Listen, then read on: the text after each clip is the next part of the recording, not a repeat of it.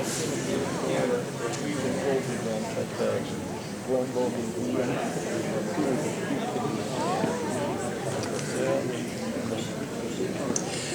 good evening, ladies and gentlemen. Thank you very much on behalf of the Friends of Kananaskis Country for coming out tonight. First, I just want to thank the University of Calgary Outdoor Adventure Club for helping us put this speaker series on. This is the second of our speaker series talks, and I've got the honor of presenting our speaker tonight. My name is James Early. I am the co-chair of the Friends of Kananaskis Country. Our speaker is a weekly personality on CBC Radio. He is the adjunct assistant professor of anthropology at the University of Calgary. He's many, many other things. He's also, in 2006, a Canadian Hero of the Year. So without further ado, Brian Keating.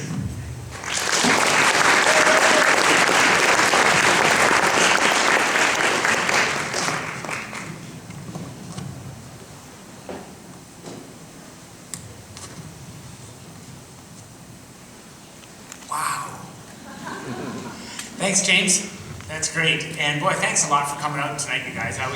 When I heard the weather was going to start to decompose, I thought, oh, great. It's going to be another Calgary night. But thank goodness they're all good Kananaskis fans. Because if you can find your way to the ICT building at the University of Calgary, you should darn well be able to find yourself up Ribbon Creek. So that's the way I feel. So thanks a lot for coming, and tonight I'm actually going to start in Canada, obviously, and focus on the Kananaskis, but there's going to be a few other mountain ranges thrown in too, because it's kind of I've been working on this slideshow for about 30 years, and it's a story I think of my relationship with the mountains, and a good part of that relationship has occurred within the Kananaskis environment. And in fact, in high school, I used to consider Kananaskis my park. And I remember it had a dirt road going down. Highway 40 was dirt. And a gravel road, remember that? And I remember driving my little $400 Toyota Corolla down that road and taking great delight that when I forded one of the creeks that was flowing across the dirt road, that I had water coming in one side of the car and leaking out the other side. And so that's the way Kananaskis was. Not that long ago, at least I would like to think it wasn't that long ago. But it has been a very important part of my life. And when Friends of Kananaskis asked me to come and present tonight, I, of course, happily said yes, I would certainly do that. With the park having evolved into what it is today, really it is Calgary's park. You know, Banff belongs to the rest of the world, I guess, and Kananaskis is ours. And what a brilliant backyard that Calgary can call its own. It's a place that still has lots of wilderness left within it, you know, even with all the trails and all the people that visit there. It doesn't take long to get off the trail and get off the beaten path and feel like you're the only person in Western Canada. And I've got so many stories that go back to high school of some of the experiences that I've had. But I remember my wife is a medical doctor, and when she got into medical school here at the U of C, she made a promise to me that every second weekend I could have her. And in between, the university had her. So every second weekend I would plan hikes or skis, and they usually focused in Kananaskis. And because she gave me 2 days, Saturday and Sunday, I would squeeze in Friday night, which usually meant hiking with a headlamp on Friday night somewhere in Kananaskis, or skiing somewhere in Kananaskis until you know, it got fairly late, and then we had set up our tent in the woods or whatever. And I remember telling Steve Ferrero, the last speaker of your Kananaskis group, that I don't know how many miles I've put on in Kananaskis with a headlamp on at night, hiking on Friday nights with my then girlfriend, now wife, taking her on these adventures into Kananaskis. And so we could get into a good location so we could fully take advantage of Saturday and Sunday classic weekend warrior stuff. And Steve said, Brian, I would love to have had an infrared camera floating in the sky above you, because it would have been interesting to see how many grizzly bears moved out of your way as you were walking the trail. Because apparently, when we go into our campgrounds or we get into our car and drive home at the end of the day, when the sun goes down, that's when the grizzly bears take over and use the same trails we've been hiking. And I do remember finding nice fresh piles of poo on the trail and you know, oohing and awing over how fresh they look when at nighttime with their headlamp making them glisten even that much more. I remember one time when we were hiking at night and we had parked up by the upper Kananaskis Lakes, and we were hiking over towards the Elk Lakes. We wanted to get up onto the Patan ice field and in the southern part of the park. And then we were going to get up onto the Magnan ice field and drop down into Astor Lake after summiting Joffre, which we did do. And it was a fabulous 3-day weekend. A real high energy, good 3-day weekend. Started off on, I think that was a Thursday night. And we hiked, and it was around 11 o'clock or maybe 12 o'clock at night. It was under a full moon, and it was dark. And there's two logs, a 2-log bridge that crosses the outflow out of Elk Lakes. And we were crossing the logs, and I saw a piece of rope that was tied onto the middle of the logs, and I stepped over it with my headlamp showing down at this white piece of rope. And I kept walking, and then over the sound of the loud water, this was in the spring, the water that was exiting out of Elk Lake, I could hear my wife say, "A boat!" And so I looked downstream, expecting to see a boat glistening under the moonlight, but I misinterpreted what she said. She said, "A goat." And what had happened was a goat had walked across the bridge, had slipped, got its hoof caught in, and fell upstream, and had drowned. And this was 11 o'clock at night, or 11:30 at night, and it looked like a piece of rope because the leg had broken in several places as it went over, and of course, you can imagine the panic and the horror that this poor goat had gone through. But you don't usually think of goats making mistakes, or let alone being down below tree line, or in the trees, walking across a log bridge that we had built with this little gap just wide enough to catch a hoof. And so we talked about what we should do at the other end, but we knew we couldn't leave it there because we just imagined a happy family group from Calgary the next day coming around the corner and a grizzly bear sitting on the bridge feasting, and which ultimately would have happened. And so I went out with my ice axe, and it was the most gruesome scene, chopping this leg with my ice axe. And then finally the goat released into the water. It had bloated a bit, because I hope this isn't too gruesome for you. I knew this was after dinner, so I didn't think this would, and you're hikers after all, so you're into this sort of stuff. And so the goat carcass then fell, and I looked down, and under the moonlight, I saw this 3-legged goat carcass turn like this in the water as it washed down towards wherever Elk Creek goes. And then a couple of years later, we were climbing up that same rock wall at the end of the Elk Lakes there to get back up onto the Patan Glacier. And we were climbing up through an avalanche slope. If you've ever hiked that, it's about 1,000 vertical feet of very, very steep hiking. But once you get up into the plateau above, it's absolutely spectacular. A huge waterfall about probably 50 or so meters in height that comes off of the Patan ice field. And as we were going up, I found a disarticulated goat that had been pulled apart in an avalanche. This is early in the spring when we were hiking, the kind of snow that you have to kick step in to get up, and we were following the avalanche slope because that was the easiest way to go up, and I found bits of this goat, including a leg. So ever since, I've called that valley the Valley of the Three-Legged Goats. But, it's amazing when you're out there doing this stuff you come across. Now, that's kind of gory, I know, but let me give you an example of something much more fun. So, we left on a Friday night. It's that 2-day weekend Friday night departure deal that I had with my then girlfriend, now wife. We parked somewhere in Kananaskis. We were going to hike up into Tombstone Mountain area. And we had parked, I forget where we parked, but we did, and then we left, and we hiked until we were tired, and we just stopped in the woods, and we just set up our very simple tent in the woods, and climbed in, and had a good night's sleep, woke up at the crack of dawn the next day, and I was out there brushing my teeth, and as I was brushing my teeth, I noticed a marten with a baby in its mouth. So I had this toothbrush in my mouth and toothpaste dribbling down my chin, and I quickly snuck over and grabbed my video camera and I videotaped it. And I'm going to finish off this evening's program with a little bit of video clip that you'll see of that. But here I was in a random part of Kananaskis, brushing my teeth at the crack of dawn, and hear a marten, which apparently martens move their babies often. They set up a nest, but they quite often move them when they're getting older, just so that they don't get discovered by a predator. And I just happened to catch Mom moving the kids. And there I was, right there with my toothbrush sticking in my face and my video camera, and I managed to capture that. So amazing stuff. Another time, you know, where Ribbon Creek comes down, you go up North Ribbon Creek to Memorial Lakes. We had camped under this overhang, which I'll have a picture of in this slideshow. This overhang, there's this waterfall. When you're hiking up North Ribbon, before you get to the official left-hand turn where you go up to the Memorial Lakes, those of you who've been there know exactly what I'm talking about. Before you get there, there's a little lake that sort of is right in the woods, and then beyond the lake you'll see a waterfall cascading down, a beautiful waterfall that actually comes from the Memorial Lakes. Well, if you notice, that waterfall cascades over a bit of an overhang.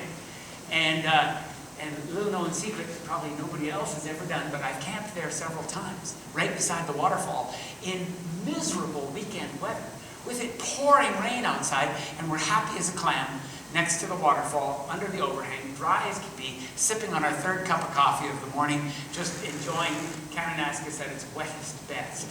And it was there that we then went straight up to the lakes. You can follow a direct line straight up to the lakes. And we were sitting up there, just my wife and I, just one of those gorgeous weekend days. And a little pika came over. You know the pika? Little rock rabbit? Eek! How's that for an imitation? Well, the little pika came over, and we sat very still. I had my video camera out. I carried my video camera in a chest pouch, so it's very handy. And the pika came right over and started to lick the straps of my wife's backpack. It was obviously after the salt from her sweat. And so I started to videotape this pika, and his little pink tongue was going 1,000,000 miles an hour on the strap. And then, you know, now I believe that you should leave nature the way it is. I believe you should never touch things in nature. You should just let it happen and just let it be. But I just couldn't resist. This pika was so into licking the salt off my wife's backpack strap. As I was videotaping with my other hand, I put my finger in and I rubbed the belly of the pika. Don't tell anyone. But finally, the pika realized that it wasn't another pika that was rubbing him on the belly. And he stopped, and he looked very disheveled, and he stood there, and he let out a big ee as a way of, I guess, telling me the what for.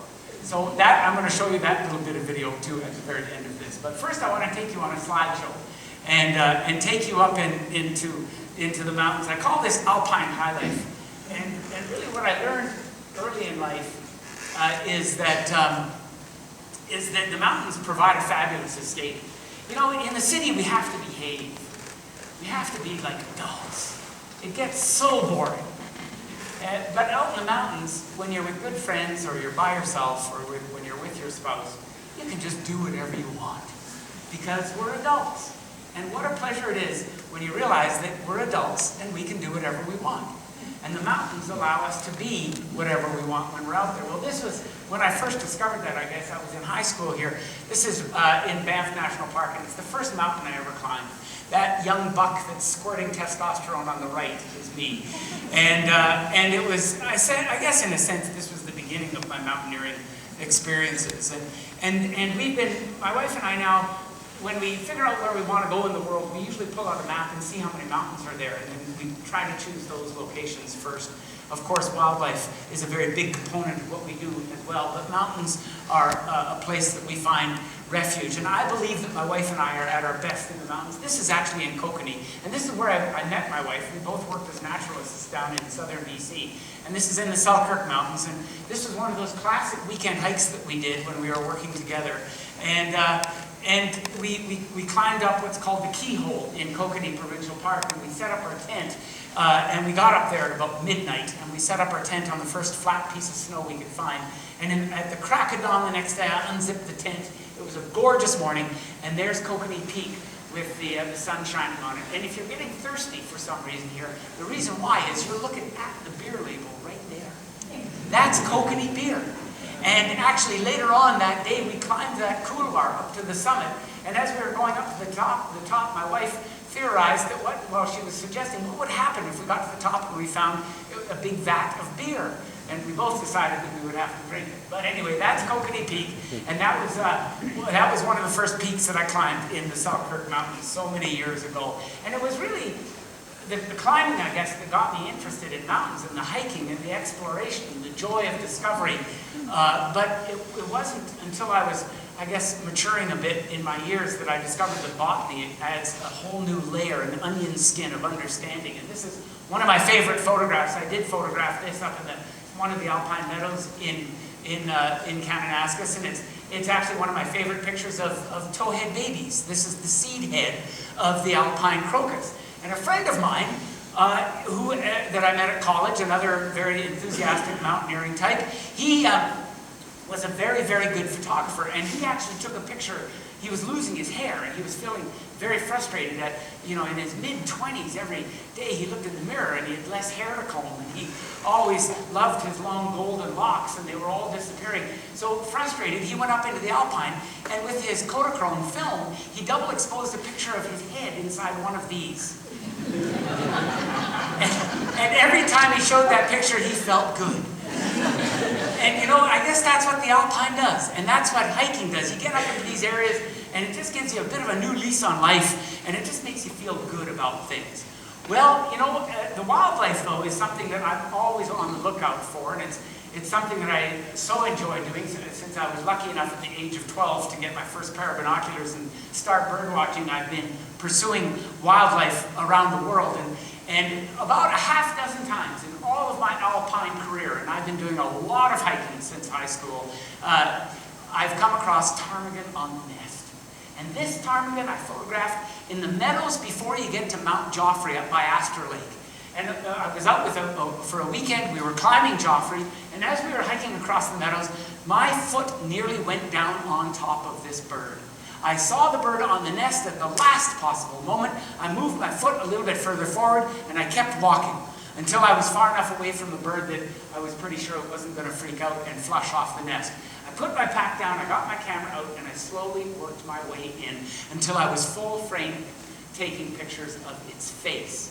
And ptarmigan are almost impossible to find on the nest, let alone just find them when they're out there, because they're so cryptic, they blend in so well. And it's these types of experiences that really stay with you forever, and just, it's just such a joy. Well, let's take you back on a bit of a personal journey here. This was in my naturalist years working in southern BC, and this was my then girlfriend, now wife, and this was my first date.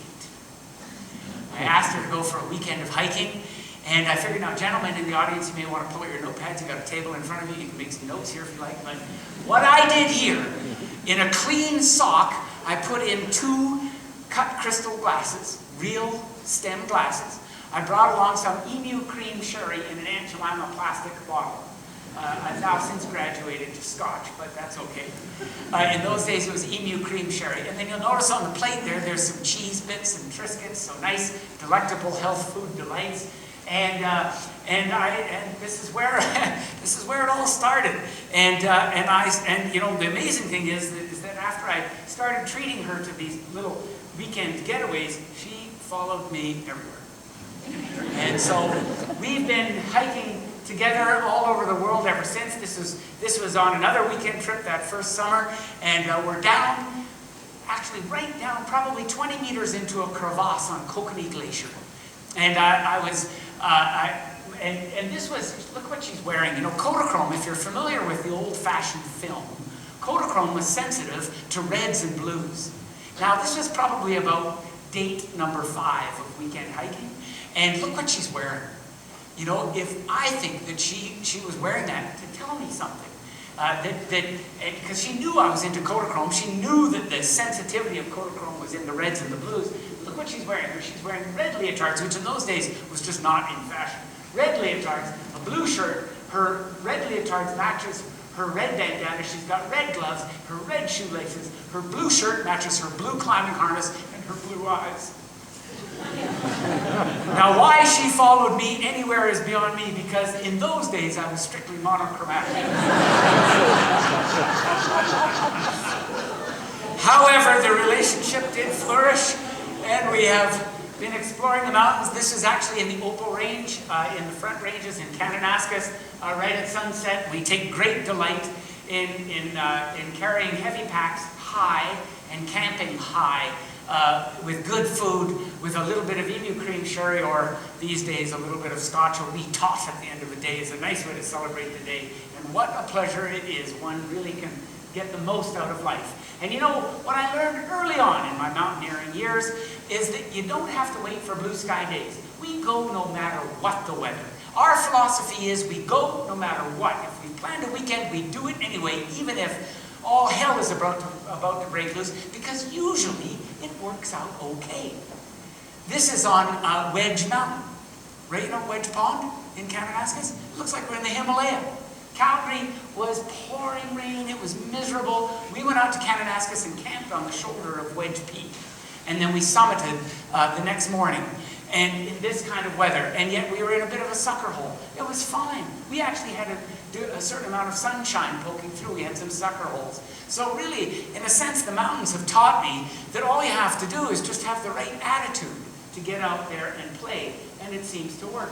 And you know, we've on weekend days where it has been raining, well, you know, you get out and you can photograph flowers like this. This is spider plant, and taken Phacelia, taken in Kananaskis on one of those rainy days. And I suppose when you go out with your camera and you're playing with photographic opportunities like this, really all you need is somebody to hold the umbrella for you. And life is good. And good rain gear, and it's so easy. But there's no doubt about it. The heart sings when the sun shines. On this particular day, it was a July day, I was pursuing a ptarmigan, and actually today I was looking through some of my ptarmigan photographs. I've got a million ptarmigan photographs, but this is my favorite one, because I was on my belly. It was a July day, snowing, snowflakes the size of nickels. And I was slithering around on the tundra, following this ptarmigan. And I love this shot. It's just such a beautiful photograph of a July snowy day with all the green around it, and this bird appearing as if it's floating in the middle of the image. And it's those types of experiences that just make it so worthwhile. But when the sun shines, there's no doubt about it, the heart sings. And on this particular day, I unzipped the tent. I always crack open the tent first thing in the morning to see what's going on. And if the sun is out, then I get out right away and slip on my boots and bounce around the tundra in my long underwear photographing, because it's that first 15 minutes or so of light that is the best. And this is the Arctic willow with its early spring bloom. That little pod comes off there very early in the spring, so you've got to be out in the tundra soon after the snow disappears to get a photograph like that. And I guess another thing mountains have taught me is how small we are. Now this is in the Bugaboos. When I started working in southern BC, we started to go further afield, and this was the first time I had climbed up in the Bugaboo Mountains. And what a magnificent part of the world this is. People come from all over the world. In fact, you meet very few Canadians up there. They're usually Europeans or Americans, because they know how valuable landscapes are like this. We just seem to take it for granted. But the Bugaboos are truly one of Western Canada's most serious jewels. And when you stand on a peak there, boy, you really do feel small. Those granite Dog Peak mountains stick out from all over the place. But you know, it's places like this too that are such a pleasure to get away to. This in the Bugaboos, there's a hut, and we went into the hut. We were fully expected to stay a night in the hut, and we got there, and there was about 20 climbers there, and they all had pitons hanging off their belts, and carabiners and crampons, and the place smelled a bit like a locker room. And my wife and I looked at each other and we said, eh. So we went up and camped. We called this Home Sweet Dome. And there's our tent on the right-hand side there. We were about 1,000 vertical feet, about 300 vertical meters above the cabin, and we had it all to ourselves. And the neat thing is, this is a BC Provincial Park official campsite. And so you can go up here and camp, and there's even a toilet. But the cool thing about the toilet, at least when I was there, the cool thing about the toilet is that it had no confining walls. And you know, so think about this, you know, your quietest time of the day is often when you're alone inside that little cubicle. And what a pleasure it is to sit out there on a gorgeous day And look out, 360 degrees, and you just feel so open, so free, and you know, life doesn't get any better. But you know, you don't need an official campsite to find a toilet with a view. Here we are on this is Warspit Call in Kananaskis. So this is, you know, you go up to what's the name of the lake up there? Yell it out. The place where everybody skis, where the grizzly bear nested or den last year that was closed off all winter long. Black Prince, thank you. Black Prince. You go up to Black Prince, and then the skiers go right, but in the summer, if you go left around Black Prince Lake, you can go up a steep couloir, which is actually quite easy to climb. You just kick step all the way up if there's snow. If there's no snow, it's not as easy to get up. But then you end up on here, the Warspit Call. And this call then looks down into a lake that I don't think anybody ever gets to. And I've seen elk females and their calves down towards in that lake. One time we were camped at that lake, and a moose woke us up with the splashing in the morning. So it's a place, it's a real cool little wilderness refuge that because of its difficulty in getting to it, because there's no official trails there, it's basically left alone. And I believe that probably my wife and I have been the only people on a given summer to go to this particular location. It's an absolutely spectacular place. We've camped here on the call several times because often the lake is surrounded by snow for a good portion of the summer because it's so high. And here one time we were camped on the call and I heard some rocks falling. So I started to look, we both started to look. Whenever we hear rocks falling, we search. And sure enough, with our binoculars, we picked out 7 goats on their way down. And this is a picture of 3 of them. And you see the guy in the middle, he all of a sudden looked at us, looking at him. And my wife and I were absolutely still. And we were using our elbows as tripods. We both have our own pair of binoculars. I've seen good marriages break up when only one of the couple carries a pair of binoculars. Very important that each have your own binoculars. We were both with our binoculars watching the guy in the middle started to come down, and he disappeared below us. And then we could hear him on the rocks just below where we were lying, right beside where that picture of the tent was. And I took my camera and I pre-focused it, and I set the f-stop and everything just to what the surrounding terrain was. I took a guess, and I slowly stood up, and this is what appeared in my image. I took the picture, and he looked away. I cocked the camera. I took the picture again. He looked back at me, and then he jumped off the slope, and then trotted back to his 6 other buddies, and they grazed on vegetation for a half hour or so. He had satisfied his curiosity, and he had moved off. The joy of that whole experience is I didn't pursue him. He came to us out of typical classic goat curiosity. And to this day, it remains one of the best goat experiences I've ever had anywhere in our mountains. Well, we like to go and find wildlife, so where do we look? Well, this is up a trail. Well, there's no trail here, actually. This is up between Highway 40 and the Smith-Dorian Highway. There's a valley up there. If you look on the map, there's a valley up there that actually Steve Ferrero did not advise putting a trail up because it's such high-quality grizzly bear country. But now and again, it's fun to push into these valleys and figure out a way to get in and go and camp. And we ended up camping way up high on the head wall. But you can see those slopes. That's exactly why Steve didn't want to have trails go into this place. Those slopes are classic grizzly bear habitat. And so anyway, we were up here wandering around. And sure enough, this is the kind of place that we find animals like bighorn sheep.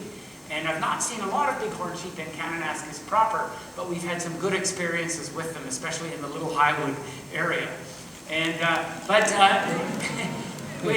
one animal that isn't common at all in Kananaskis is the marmot. This was taken in Lake O'Hara, which are probably the most photographed marmots in the world. And this marmot has probably been photographed by, well, probably by thousands of hikers. And when I got in close with my camera, he came in so close, that little wet nose of his, well, he ended up putting a bit of snot on my lens. But when we see marmots like this, usually in an area, a similar kind of habitat, there's the Columbian ground squirrel, and certainly there's a lot of Columbian ground squirrels in Kananaskis. And wherever you find Columbian ground squirrels, and marmots for that matter, there's a good chance that there could be grizzly bear around. And thank goodness Kananaskis still is wild enough and the trails have been organized well enough, and our knowledge of how to deal with grizzly bears never sunk to the lows that it did in Banff National Park years ago. We always seem to be ahead of the curve in Kananaskis. The grizzly bear population seems to be healthy, and it doesn't very often get into trouble in the park. This is a picture that I took of our Calgary Zoo grizzly bear. So this isn't in the wild, but pretty well every single weekend I go out in the spring or summer or fall, I do come across grizzly bear evidence. And I love this photograph because, well, it's like a big Z. You see the red streak on the left, comes down to the middle or the lower part of the frame, and then up to the top and then down again. That is one projectile squirting poop from a grizzly bear. Can you imagine, if you could have been watching with your binoculars or the spotting scope on the butt end of that grizzly bear, imagine that fat, full grizzly bear walking like this, and he's so into eating buffalo berries that he's not going to slow down to go to the bathroom, so he just lets it fly, and he paints the ground with a big red sorrel.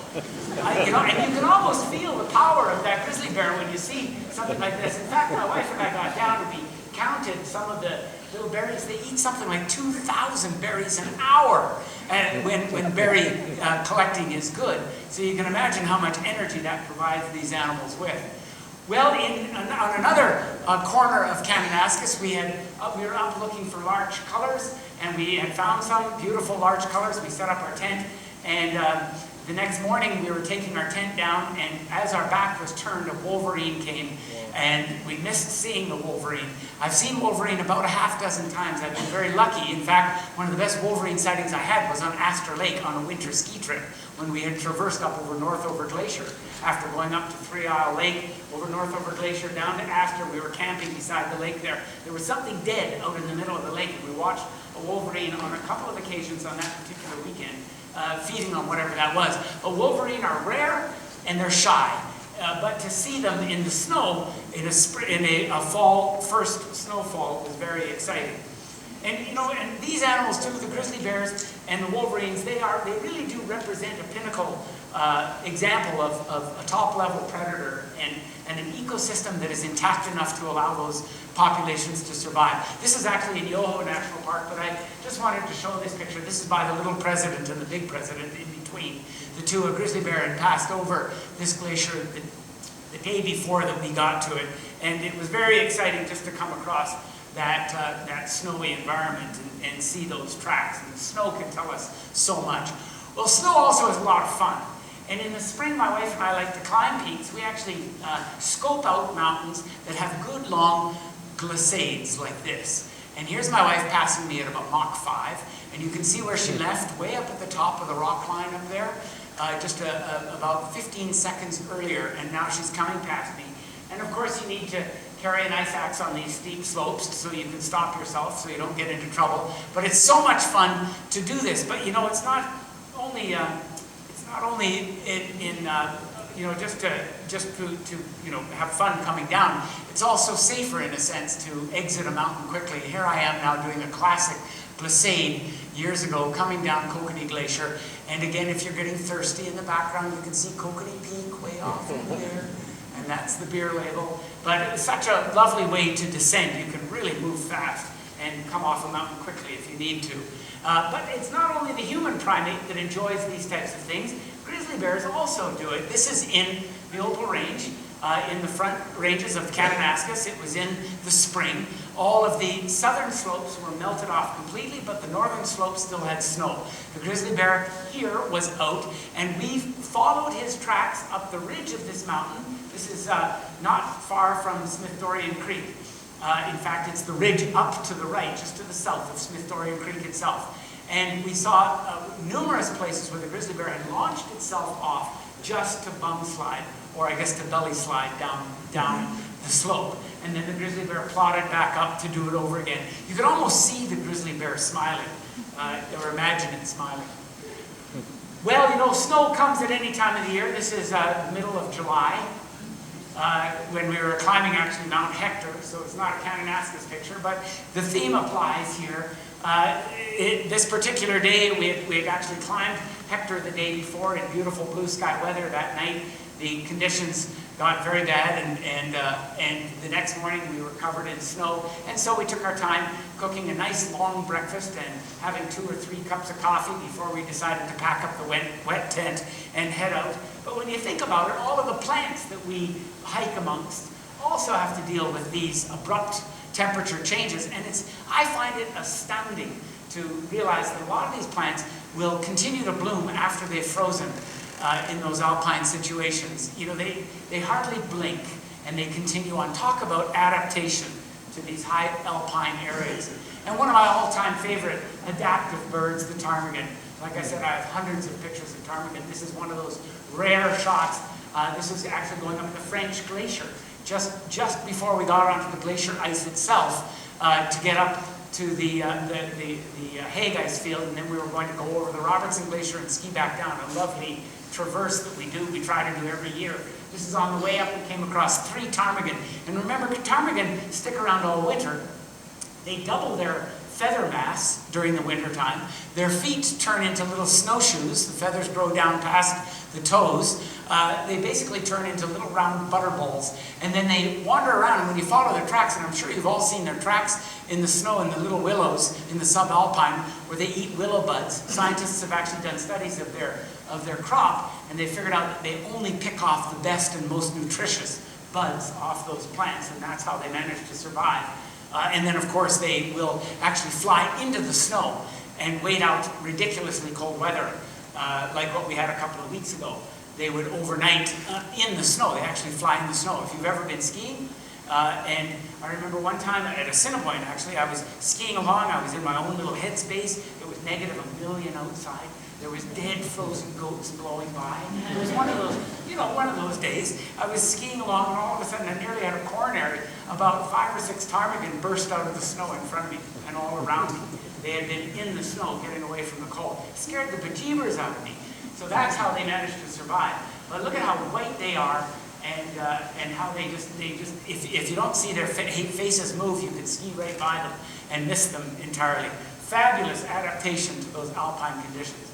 Well, before I go on to the video, just a couple of comments here. You know, I think one of the things that a friend of mine, actually Sepp Renner, many of you may know him, he was the guy that was in charge of Assiniboine for years and years.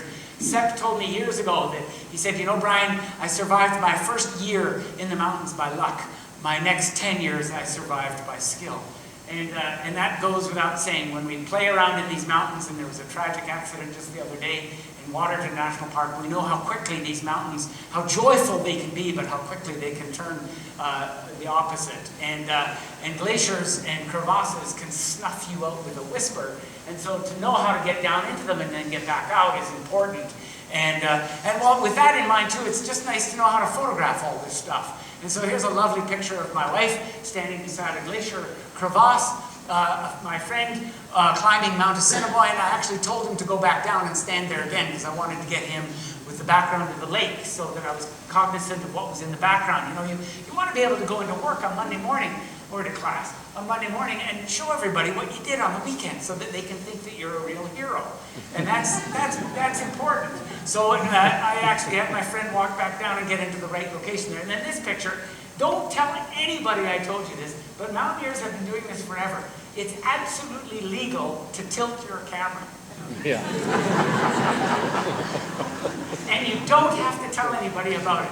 This is my buddy going up a slope, and you know what? It felt that steep. So, you know, really, what is film but a synthetic manifestation of reality anyway? These days, the digital age, you can do anything with it. So this to me expresses the way it was, even though I tilted it severely. Now remember, you can't do that if there's a tree growing in the background. A tree looking like that just doesn't work. Or the horizon. But that's a little trick that you can do. And not only can you tilt it, but also when you're posing for a shot, put that knee up. Because even, you know, any mountaineer that's going to do a step like that is going to pop his patella with the next, you know, elevation gain. You don't climb a mountain like that. Mountaineers don't want to be out of breath. Mountaineers don't like getting sweaty. So you do things in slow steps. It's the classic French step. You move slowly and continually, and before you know it, you get to the summit. Well, here my friend has not only got the big bent knee, but he's also looking away from the camera. You look at the camera and you look a bit like a geek. You look away, so you're looking at the future, where you're going, because you're upwardly mobile. You're heading to better places. You're hiking to better locations. That's what that picture says when you show that to your buddies on Monday morning at work. And, well, you know, it's important, too, to carry an ice axe, even if you don't know how to use one. Because if you put the ice axe in the photograph, it just looks better. It gives people the impression that you know what you're doing out there in the mountains, and it just makes it up. And I had my wife threw the rope over her shoulder too, just to make it look even that much more dramatic. But all of these are very important points, and here's one here. Another classic, a classic hero shot. Look at the knees up like that, eh? It's not like I can go anywhere from here except down. But the knees up, the ice axe is silhouetted out there because you want to see the ice axe. And I'm not looking at the camera, no. I'm looking at the next mountain that I'm going to climb. See, these are all very important photographic hints, which I hope you're taking seriously here. And actually, at that particular moment when I was on that mountain, I was thinking about the last time I went downhill skiing. No, just kidding. Actually, I was downhill skiing on Tuesday, and the conditions were great. And this is before Lake Louise got its high-speed lifts in. That was one of the worst ski days of my life. And in fact, I didn't go downhill skiing for about 2 decades after I took this shot. And I stuck to the back country, which I'm probably healthier for anyway. But anyway, really, at the end of the day, what is it all about? What is Kananaskis about? What is hiking all about? It's to get out there.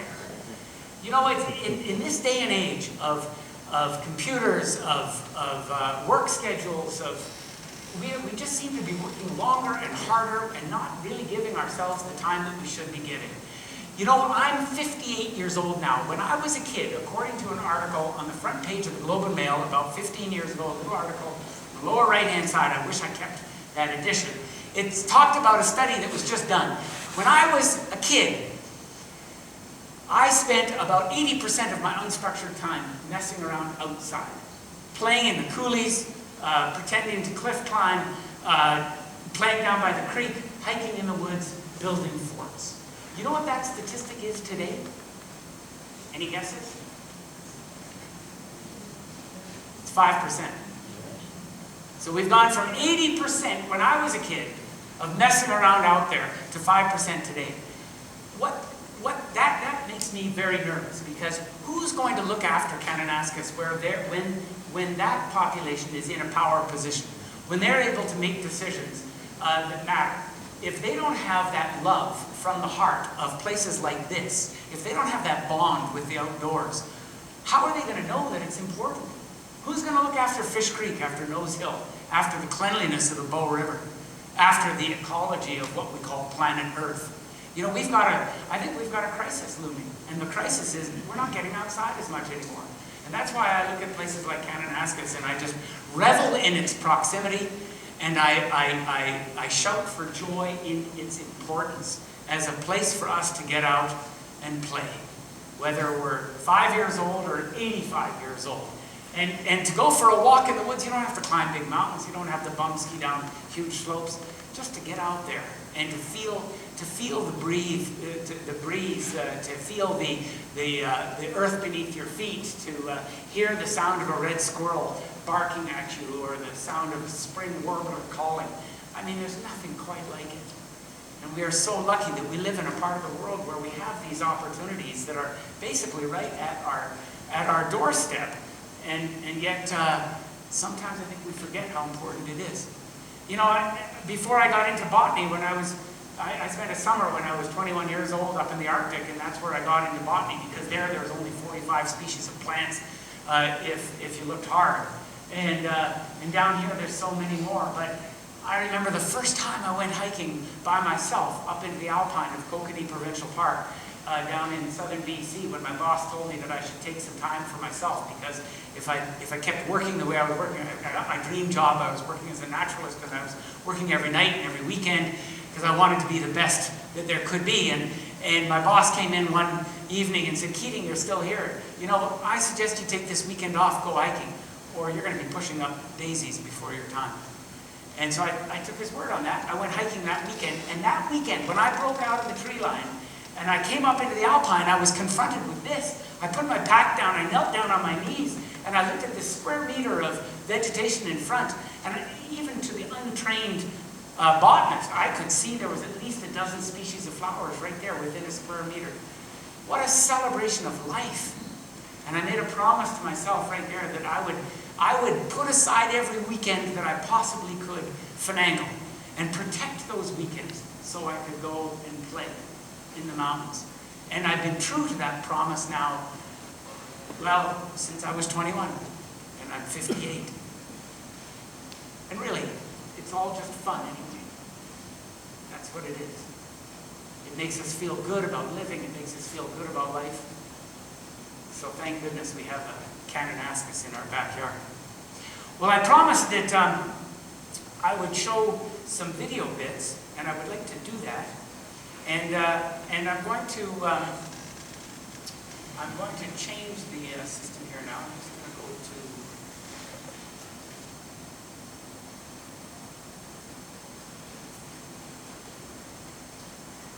Okay, and I'm going to take us on a bit of a journey here. And the first one I want to take you on is these are all going to be mountain landscapes that I want to take you on into. The first one is a trip that I did just a couple of years ago. I walked across an island just south of the North Pole. And this is a serious mountaineering trip in a seriously remote area. But it's important because it represents the Arctic. It is the Arctic. And the Arctic is where I had my first real experience in really understanding how important it was to be outside. Well, here we are. We had landed on Axel Heiberg, 1,000 kilometers south of the North Pole. After 2 days of continual travel, here we are on Axel Heiberg Island. So it took us a long time to get there. This is 2,500 kilometers north of Calgary. This is a long ways away from home. And we set up a bear fence, just in case a polar bear. We were in polar bear breeding country, or at least where female polar bears are known to have their dens. So we had to set up our polar bear fence every night, which is a little electronic device that goes off if a polar bear breaks through the wire. At least then you know who's eating you. Big surprise. But then we started hiking up into the highlands of Axel Heiberg, and the objective of this was to walk right over the mountain range. Look at that, just spotted saxifrage, 1,000 kilometers south of the North Pole. A lot of these flowers you're familiar with from Kananaskis. There's Oxyria degenera, the mountain ave, and then some fossils here, and some fossil wood. Axel Heiberg is known for its huge fossil forests, fossil tree forests.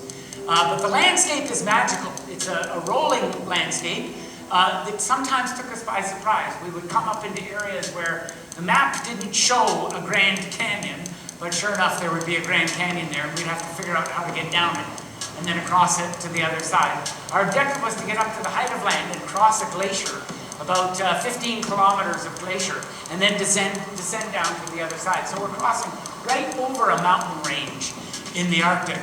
And eventually we got into the clouds up near the height of land, and then some Peary's caribou appeared. Now this is Canada's own caribou. It's our rarest caribou subspecies, but we saw 3 of them. And the Peary's caribou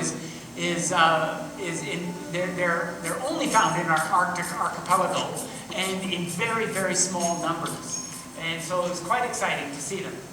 And then we were heading up onto the glacier itself. It's Arctic heaven, Ryan. It's Arctic heaven. And so there was 4 of us on this expedition, and it took us about 15 hours to cross the glacier. It was a bit tricky because of some of the open crevasses up near the top and less than ideal weather. We were exhausted on the other side when we came down, so we set up our camp and we spent 2 nights there exploring. And you can see the happy poppies growing, the Arctic poppies growing in the foreground there, and our little pup tents, some of the glaciers and the mountains behind. There's something very special about being on an island like this. It's the largest uninhabited island in the world. And in fact, we were the only human beings on the island this summer. There was another expedition there but they had already left. And these are some of the landscapes that we came across, these beautiful rock formations, beautiful pools. If it had been a sunny day, I would have gone for a swim for sure. But on this particular day, it was overcast and snowy. And then we continued on a couple of days later, and we came across the Arctic hare. The Arctic hare is the world's largest hare, and I call this a good hare day, actually. They tend to bunch up in groups, and we came across a couple of muskox. Axel Heiberg isn't like Ellesmere Island, which is right next door. Ellesmere has a huge population of muskox, not too many on Axel, but we did see some. And here's an Arctic fox. It actually, there's my buddy there, and the fox actually freaked my buddy out. He was doing his morning constitution, and suddenly he felt a little wet nose on his bum. The fox was so curious, he came up right up to him. And when he came back to the camp, the fox followed him. I think he made a friend. But anyway, I just wanted to give you a bit of an Arctic introduction, just because the Arctic is such an important part for me. That's really where I had some of my first real serious wilderness experiences. I remember when I was 21 years old and I worked for 4 months up on Ellesmere Island. I was out photographing bladder campion was my focus. Bladder campion is, you see it up in Kananaskis quite often, but the Arctic equivalent of bladder campion, and I wanted to get the perfect shot. There was lovely evening light, and it was about midnight when I realized I had to walk back to camp. So I started to go back to camp, and I came up over a rise, and there were 7 Arctic wolves. And these were the pure white wolves of the north. And they looked at me, and they looked away. They could have cared less. And so I laid down on my belly. I took my binoculars out with my elbows as a tripod. I was watching these wolves. Some of them were scratching, some of them were sleeping, some of them were sniffing each other, some of them were chasing each other. I watched probably for 45 minutes, and then I got up to continue to hike. I had to get back to camp. I had to work the next day. So I got up, but then what I did next, I don't know why I did it, but when I look back, I was 21 years old, and I was 1,000 kilometers south of the North Pole. I was 2,500 kilometers north of my parents, which when you're 21 is really important.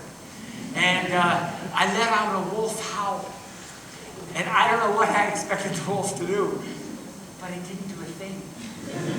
Except one of them, and I think it was the alpha. She got up, or he got up and did one of those puppy dog stretches, you know, feet out in front, tail up, big yawn, real good stretch, then went back, sat down, looked at me, and put its beak to the sky and let out a howl back. And I'll never forget that moment. And I've been pursuing those types of moments ever since. Very, very special. So now, I hiked in Peru a number of years ago. For the first time, we climbed a peak near Santiago, a peak called El Plomo, just over 17,000 feet. So it was a big mountain. We had spent about 2 months in the Antarctic at sea level, and then suddenly we were at 15,000, 16,000 feet. So consequently, I didn't sleep for a week because I hadn't done any acclimatization. And we were carrying very heavy packs because for the first couple of days we had to carry our own water, or at least the first day, because water was very rare up there. We didn't know how to find it. We didn't know the lay of the land. So the long and the short of it was, we were establishing a camp up at 16,000 feet, and we were working our way up there with heavy packs on, and all of a sudden a bunch of horses passed us. And these horses were carrying packs and mountaineering gear. And then finally, this guy came up on one of the horses, riding up, and I asked him what he was doing. He says, he said with a Spanish accent, I'm taking the climber's gear up to a base camp. So I looked down and I saw some guys way below us climbing with little day packs on. And so when they caught up to us, I asked them, how much did it cost you to rent the horse and to get all your gear? And they said, $20. So I may be slow, and it takes me a while to learn things, but I've quickly discovered that it's okay to use horses and donkeys the older you get. So I actually have a program that I call Hiking with Asses. Not referring to my friends, but referring to the donkeys that I go with, who become my friends on these trips. But I'm going to show you a portion of that trip right now, just to show you the joy of going with some of these creatures. And I'm going to take you into Bhutan to show you just a very short little trip here in the high Himalaya. Well, there's our horses. Look at all that stuff. There's the lead horse. carrot. And this is where it takes us. You know, this allowed, so we did this 16-day hike. No, I'm sorry, a 10-day hike over two 16,000-foot passes into these high Himalayan peaks. Kind of looked like Kananaskis on steroids. A serious mountain landscape. And we were the only folks there because we went in the off-season. You see, there is a bit of a benefit to hiking when nobody else is hiking. And so we were the people that took us up there. They were very excited that we were there because we were their only clients in that month. And the bird life was great. These are choughs, which are a crow-like species in the alpine. The vegetation was super. We came across some very interesting historical monuments. That castle was built about 1,000 years earlier. So really interesting history in this part of the world. And but because we were there during the off-season, it was the rainy season. And the rainy season provides opportunities. This is a plant that botanists years ago worked very hard to see. Because to see it, you have to come to Bhutan, at least up high into the Himalaya, and come here at the time of the year when it grows, which is during the rainy season. We're right at the start of the rainy season now, and I guess there's been just enough moisture to let this beauty perform for us. Well, that's the blue poppy of Himalaya, the Himalayan blue poppy, which botanists 100 years ago it was a real goal to get into these mountains to try to find that plant. And we found it in abundance because, of course, it was the right time of the year.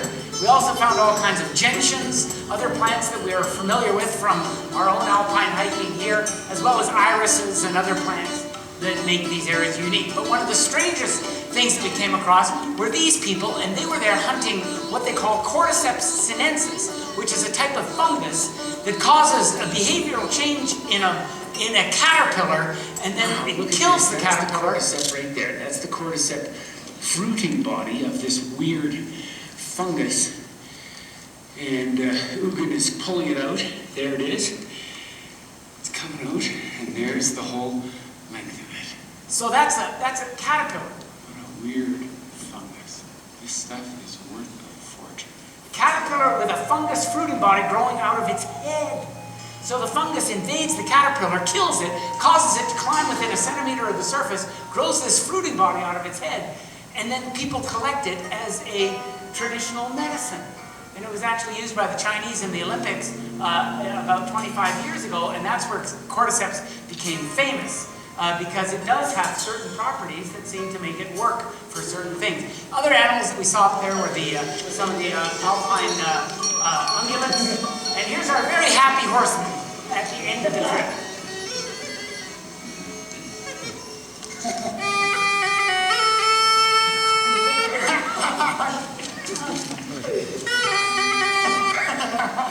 That's the way you feel at the end of a good Kananaskis hike too. Well, you know, in a sense, when we get out there and we explore these areas, part of the joy is discovery of different creatures. And I'll take you to one more location on another continent that will just give you an idea of some of the bizarre creatures that we can come across. And then we'll bring it back home. So I just came back from Ethiopia just a couple of months ago on another trip, but this was one that we did 4 years ago up into the Simien Mountains. Again, it was during the wrong time of the year, quote unquote, but the benefit was we were the only people in the park. And the flowers were fantastic. This is in the highlands of Ethiopia. And you know, I know the media has told you that Ethiopia is nothing but a desert, but believe me, that may account for 10% of it, but the rest is highland. And at the right time of the year, it can be absolutely spectacular. That's the Valley Mountain monkey, which is endemic to Ethiopia. That's the colobus monkey, common in the trees. That's called the griviot, which is a subspecies of the vervet monkey, but it's endemic to Ethiopia. Going at the wrong time of the year, you get the right flowers. Those are red-hot pokers. And here's a type of ungulate that's found only in Ethiopia. It's called a mountain nyala. It looks like a kudu. But here's the hiking that we did. Wow. A very spectacular high plateau. We camped in paradise every single night. And our objective was to find the Walia ibex, which is a genetic offshoot of the European ibex that was pushed down during one of the last 5 glaciations and left deposited as a population in the highlands of the Ethiopian mountains. And here right in the beginning of September, the testosterone is flowing like crazy. And so every time these big animals poof horns, we got in closer and we got some fabulous views of one of the rarest ibex in the world. There's only about 250 or 300 of them left. And Ethiopia is also famous for these bizarre monkeys. These are the gelato baboons, otherwise known as the lion baboon. Doesn't it look like a lion, the male there? And they're also called the bleeding heart baboon, and you'll see why in a minute. But the interesting thing, what they do all day long, they sit on their asses and pluck grass. They're called gramnivores. They eat grass all day. 99% of their diet is grass or grass seeds. Look at this, my wife is pretending to eat grass, and 2 of them came right over to her. What are you doing? And then they paused and groomed for a while. Grooming is a major preoccupation, and it establishes strong relationships and stability within the group. And it also looks nice. There's a lip flip. Look at that. And you see the eyebrow flip as well. Oh, there's a male doing a lip flip. Look at that. I've seen this happen in downtown boardrooms. It's actually quite scary. And these are beautiful monkeys, and found only in the highlands of Ethiopia. It's worth going to Ethiopia to see them. There's a very handsome male in the fog. Now this is where I just was, and I haven't edited the video yet together, at least the full video, but I have a short video of this that I'm going to be showing on City TV at Monday morning at 7:45. So if you happen to be awake and looking, you'll see the follow-up to this video then. But there's the Ethiopian wolf. These are in the Bali Mountains. This is the rarest canid in the world. And the Ethiopian wolf, which looks like a fox, and they used to think it was a fox, but it isn't. It is a genetic offshoot of the gray wolf, pushed down by the glaciers that pushed the Walia ibex down as well. And what they do is they hunt rodents. They feed on rodents. And there's one eating. We actually filmed them making a kill. That's a giant mole rat. There are 16 species of rodents, up to 5 tons of biomass of rodents per hectare. The rodent population, if you're into rodents, you gotta go to Ethiopia. Anyway, it just is amazing that there's all these different creatures that have adapted to these specialized environments. And let me, before I finish off with coming back to Kananaskis, I just want to give you an example of that, something that I find quite fascinating.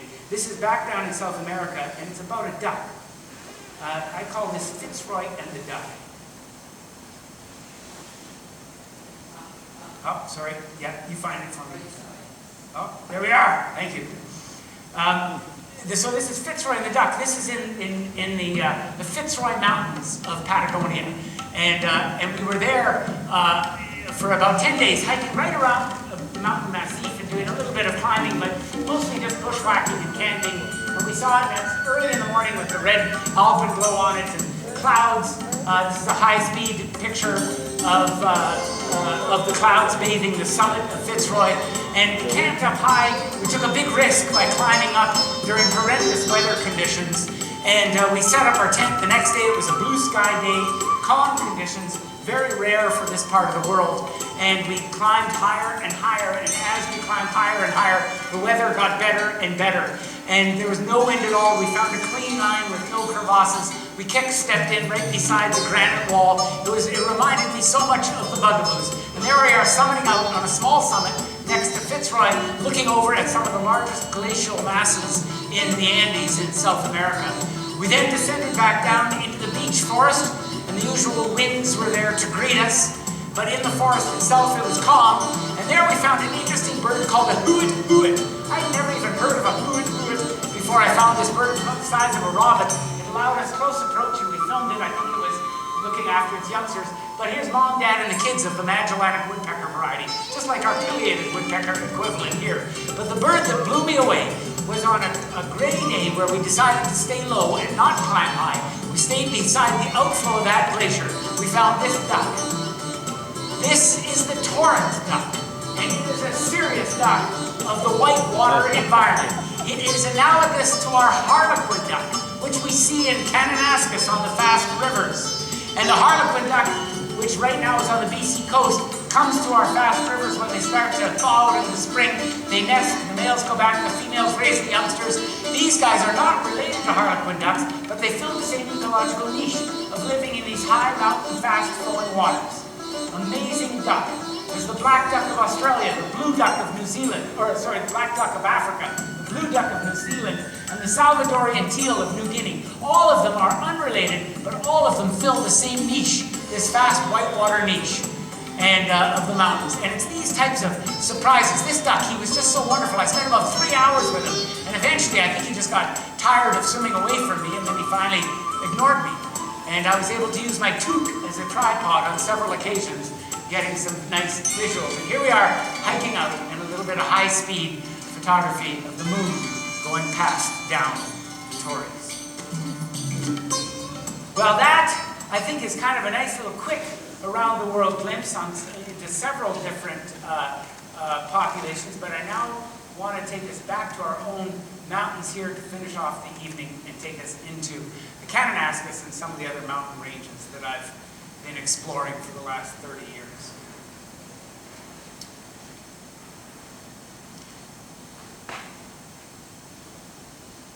So this starts off with a little bit of a lesson of the importance of maintaining a sense of humor. So here we are. Actually, this is right across the Palliser Valley. So when you're standing on Burstall Pass and you look straight west, there's this place here. And I found it actually originally by flying in a small airplane over this area, and we figured out how to get there. You drive up Forester Road from Kootenay Park, and you hike in a long ways, and eventually you end up in paradise. And this was the long weekend in September, right across from Kananaskis. So we were looking over at Mount Sir Donald or Mount Sir Douglas and some of the other peaks, and we found this paradise of a half dozen lakes. So here we are coming down off the mountain at the end of the day, after climbing an easy peak and using the bump skiing technique to get down off of most of it, and then the last little bit down to our little paradise camp down at the bottom. The ptarmigan was there, freaked out by our presence. I just think ptarmigan are amazing. There he is, flying off. Beautiful reflection in the lake. I mean, this is paradise, and this is our backyard. It's amazing. And here we are, Aunt Jemima bottle, filled with sherry, and a little bit of salmon, smoked salmon from the West Coast. There are a couple of friends looking very eager to get into the hors d'oeuvres. My wife is opening up some nice crackers. Oh, there's a hare. Oh, there's a pika. Oh, what? Giving us the what for? There he goes. And spreading a little bit of Winnipeg cream cheese onto those crackers, teasing a bit of salmon on top, having cut crystal glass with our sherry. At the end of the day, with good friends, life doesn't get any better than this. And there were Grey Jay watching down on us, and some gray-crowned rosy finches in the area, checking things out, putting a few oysters there just to make the hors d'oeuvres go down perfectly, and serving the food. And you know, there's something that I've discovered. Look at how my wife is throwing her head back in ecstasy. You know, the food doesn't taste this good down here. But anywhere in the mountains, food is much better. Look at Doug, he's closing his eyes. There's even a marmot going, he's all excited that we're having such a good time, biting into this delectable food. Food doesn't taste better.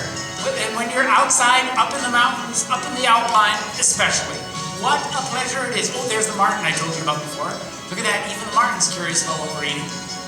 And what a pleasure it is. Well, okay, so here we are. It's crack of dawn, and it's my turn to make the coffee. So I first brew up a cup and have a sip in the quiet, and then I take coffee over to my friend's tent to wake them up. They've slept with the mosquito net up all night, and because it was a warm night, now they're getting up and they're unzipping the tent, and they realize I have a video camera, which they're not too pleased about, because look at the hat head they're suffering with. But they take the coffee anyway, and then we hike out after having a lovely breakfast together. And I guess that's what it's all about, isn't it? Sharing good times with good friends, spending time away from the complexities, from the internet, from email, from Facebook, getting into places like this. It really doesn't get any better. But, you know, as I mentioned before, it's important to maintain that sense of humor. And so I've got a couple of examples of that here. The first was up on the Patan ice field in the winter. Thank you. It's cold out there. Oh, that's quite the view from the tent. Isn't that nice? You see Mount Birdwood and Pigtail? You bet. So Mount Birdwood, Pigtail.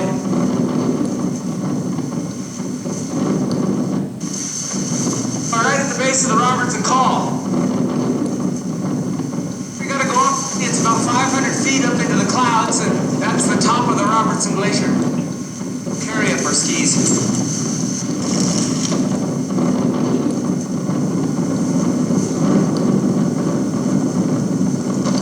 So remember, maintaining a sense of humor.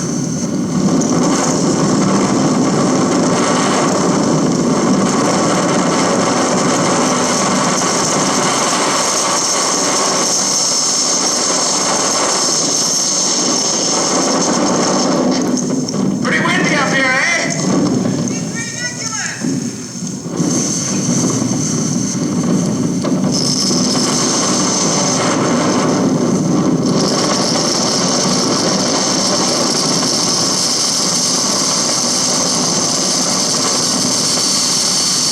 Hard to believe, but this is New Year's Day that we're celebrating up here on the Robertson Col. We're only about 50 feet or so away from the top, and it's bloody windy. Hey, how you doing?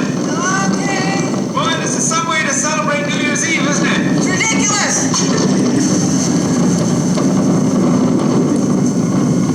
But the good thing is we got to the top, and just on the other side of the col it was calm, and the snow was good, and we carved beautiful turns all the way back down to the car. But here's another example of, well, this is the summer equivalent. We wanted to climb up to find out where Takaka Falls were coming from. So there's a valley just to the south of Takaka Falls that can actually allow you to have access up to the glacier up there. It feeds Takaka. Here's a dipper in the water, which is, and the dippers, look at the way they bob up and down. They're amazing birds, the water ouzel. They actually swim or go into the water and hunt for grubs under the water. They're sort of the songbird equivalent of the duck I was showing you, but we had to cross the same water. And the dipper made it look so easy.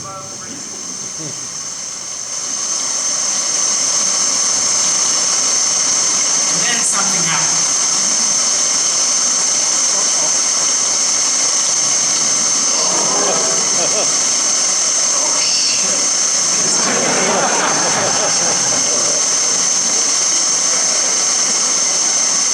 The coldest water we've ever waded across. Your feet get so cold you can't even feel them, and you have to force yourself to be slow because the rocks are so slippery. These guys are doing just fine. Right about now, they've probably lost all feeling of their toes. You gotta take your time so carefully and place your feet so that the current doesn't wash you and throw you off balance. Well, you just want to get in there and help them, don't you? Yeah, But this hurts too much. Well, we crossed it and everything was fine. And then a couple of thousand vertical feet later, we were stepping up onto the top of this mountain peak that we climbed up on the Wapta ice field. And on the summit of this mountain, we found a canister, an old Kodak film canister from the 1930s. It was the first person that had ascended the mountain. And so we let the paper dry out, we put it back in the can, and we buried it again. And then we let gravity carry us back down. And the next day we packed up, and then something odd happened.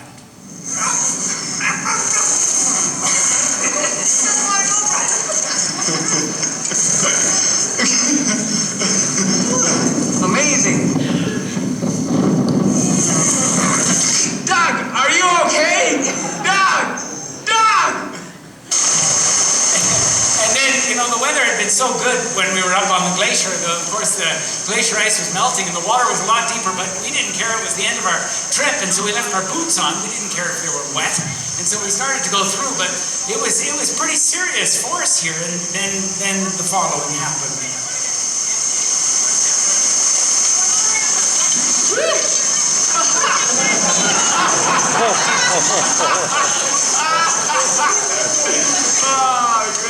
Oh, yes, a classic case of water on the knees.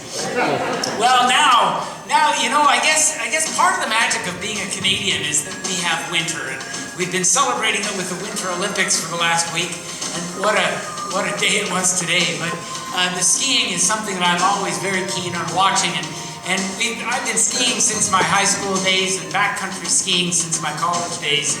We've really refined our method of backcountry camping, and this is on the Burstall Pass, a place that we've been often for our New Year's camp. So this is usually the first winter camp that we do, the first good long weekend of skiing that we do. And we're making a snow cornice home. We're carving a cave in a very safe cornice. You have to be careful where you pick your cornice, but this is a perfect one. Gravity would pull the snow away. All we had to do is kick the snow out. We start by, there's 4 of us, we dig 2 on each side so that we can make the cave twice as big, twice as fast. Then we just kick the snow out and use the space blanket to haul out other snow. And because it's a New Year's celebration cave, we're going to spend a couple of nights in here. We want it big enough so that we can dance in it, just in case we feel so motivated. And here we are breaking between, joining the 2 caves, kicking out the bits of snow, and then you block up one entrance, and then go for a ski to dry off, and then you block up the other entrance once it's all done. And here we are making the decision that it's okay. We're just carving off the roof because you don't want any drip tips there, and you've got to put a snow hole in the top of the roof to let humid, hot air, moist air exit all night long as you're cooking and so on. You want all of that stuff to leave the cave. And once it's all done, then you bring in the gear and you settle in. It takes a couple of hours to build a snow cave like this. You can see there's shelving on the wall where we put on candles. And because this was the Millennium Cave, we actually put in tinsel in the roof, which you'll see in a moment here. But here we are now, our Thermarest lounger chairs, and we're making some soup. That's usually what we start off our first of a 4-course meal with some soup to warm up our tummies after we go for a ski. And then this is actually a glue vine. It's called firewater, and it's a German tradition that the former zoo director taught me about. Glue vine in the snow cave. So what it is, you put a bottle of red wine in the pot, you heat it over the stove, and then you take some 150 proof rum, you light it on fire, and pour it over a sugar cube that's made in Germany for this purpose that sits on a stainless steel cradle. And it's like having a campfire inside the snow cave, and you can drink it at the end. So it's quite exciting, and here we are putting up the tinsel. So you can see it's approaching midnight. Actually, in all of my New Year's celebrations in caves, I've never been able to stay up as late as midnight. So we always pretend it's midnight at around 10. And there's the next morning. Ooh, how is it, you guys? Oh, show it to me, Dad. Look at that. It's eggs. It's a beautiful omelet. And then now this is on another snow cave where we've just kicked it out. And we're looking down into the cloudy valley below and all of those poor people that live there under the clouds. And we're up in the sunshine in this cotton candy world, this winter wonderland that we call Canada's backyard. What a place. And on this particular day, we put on our skins and we skied up higher, up into that high country so that we could get the best snow and ski it down.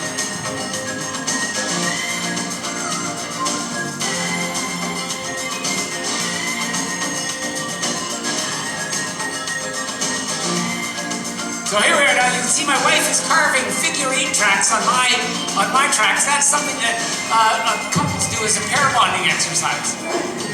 You always have to ask permission if you're going to ski somebody else's tracks to figure-8 them. And here's a couple of friends of mine just doing it beautifully.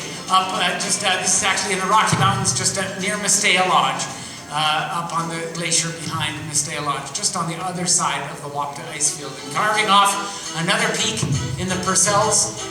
Beautiful snow right from the summit at about 10,000 feet.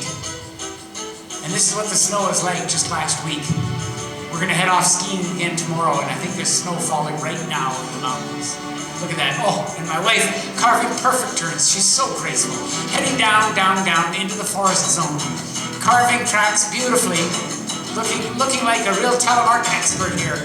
And then my buddy, Doug, tries to be a hero, and he fails miserably. But he saves it, gets up, and keeps skiing. And then, you know, it's funny, we have these romances now and again with peaks, trying to climb them. it took a couple of attempts to get up Joffrey because we failed because of bad weather in earlier years. But here we are on a peak in the Rocky Mountains, up on the walk to Icefield. And the weather conditions are perfect. We had tried to climb this peak the year before and bad weather had pushed us down. Here's the summer equivalent on Mount Victoria, a classic, beautiful Rocky Mountain summer day, climbing on that ridge behind Lake Erie, 10,900 feet, and going for a walk in the sky. Absolutely spectacular. But back on in wintertime now, coming up to the summit. Here we are, we've left our skis behind, and we're coming up onto the summit of this peak, up on the walk to Icefields, and everybody's getting pretty excited. And the joy of climbing together like this, it's not a difficult peak, but it's a fun peak. You talk about routes, and you talk about what's the safest. You get to the top, and then it's a bit of a hug fest. Everybody kisses everybody, that's a bit embarrassing. And on this particular day, we could see that there was bad weather coming in, and we still had a couple of more days on the glacier. We were trying to do the whole traverse, and so we decided it was time to get off the mountain. And so we kick-stepped our way back down using the same steps that we had carved coming up. We got onto our skis. There's Doug failing miserably again to impress the camera. And then all of a sudden, in difficult conditions, gravity takes over. Whoa! There he goes.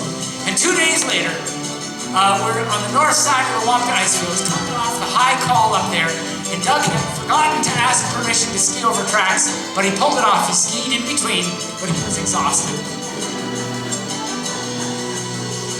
And then we let gravity carry us down to the parking lot, back down, all the way down in that beautiful spring morning or afternoon. And when we got to the parking lot, the robins were calling. And we had left winter behind, and spring was well on its way. And I think that's one of the joys of this part of the world, is that spring is soon to come. You notice the days are getting longer right now.